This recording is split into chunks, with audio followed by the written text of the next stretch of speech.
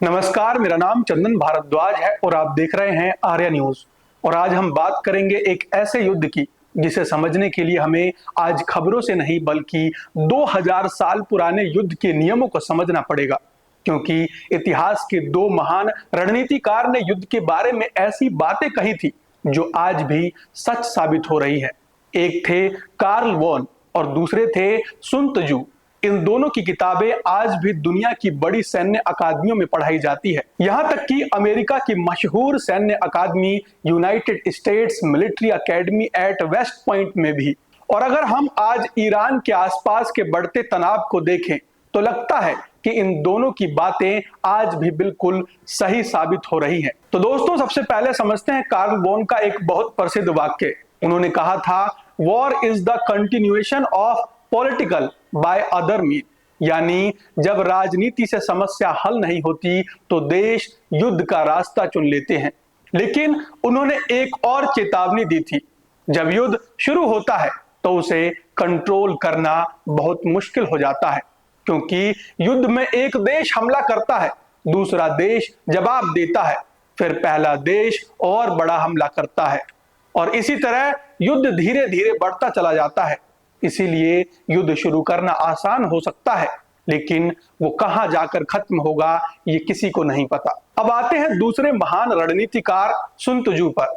उनकी मशहूर किताब द आर्ट ऑफ वॉर में एक बहुत बड़ा नियम बताया गया है। उन्होंने कहा था, जब आप मजबूत हो तो कमजोर दिखो और जब कमजोर हो तो मजबूत दिखो। यानी युद्ध सिर्फ ताकत से नहीं बल्कि रणनीति और दिमाग से जीता जाता है। सुन त्जू ने यह भी कहा था कि जो जनरल युद्ध जीतता है वो युद्ध शुरू होने से पहले ही बहुत सारी गणनाएं कर लेता है। यानी युद्ध शुरू करने से पहले हर संभावित परिणामों के बारे में सोचना जरूरी है। तो दोस्तों, अब सवाल यह है कि अगर अमेरिका और उसके सहयोगी देश ईरान के खिलाफ कोई बड़ा कदम उठाते हैं तो क्या उन्होंने सच में हर संभावना के बारे में सोचा है? कई सैन्य विशेषज्ञों का कहना है कि यह संघर्ष बहुत जल्दी बड़ा युद्ध बन सकता है, क्योंकि ईरान के लिए यह सिर्फ एक युद्ध नहीं होगा, यह होगा अपनी सरकार, अपने अस्तित्व को बचाने की लड़ाई। और जब किसी देश के लिए युद्ध एग्जिस्टेंस बन जाता है तो वो पीछे हटने की बजाय और ज्यादा आक्रामक हो जाता है। दोस्तों, इतिहास में एक उदाहरण पहले भी सामने आ चुका है। 2003 में अमेरिका ने इराक वॉर शुरू किया था। उस समय भी अमेरिका को लगा था कि युद्ध जल्दी ही खत्म हो जाएगा, लेकिन हुआ क्या? युद्ध तो जल्दी जीत लिया गया, लेकिन उसके बाद सालों तक अस्थिरता और हिंसा चलती रही।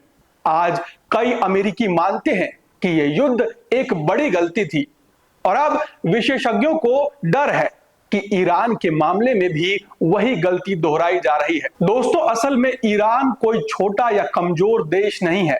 ये एक ऐसी सभ्यता है जिसका इतिहास हजारों साल पुराना है। इसका क्षेत्रफल बड़ा है, जनसंख्या बड़ी है और इसकी क्षेत्रीय ताकत भी काफी मजबूत है। यानी अगर युद्ध लंबा खींचा गया तो ये पूरी दुनिया के लिए एक बड़ी समस्या बन सकता है। और दोस्तों, अंत में फिर से सुन त्जू की एक बात याद आती है। उन्होंने कहा था, सबसे अच्छा युद्ध वही है जिसे बिना लड़े जीत लिया जाए।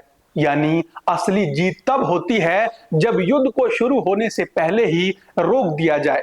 अब देखना यह है कि दुनिया के नेता इतिहास की इन सीखों से कुछ सीखते हैं या फिर इतिहास एक बार फिर खुद को दोहराने वाला है।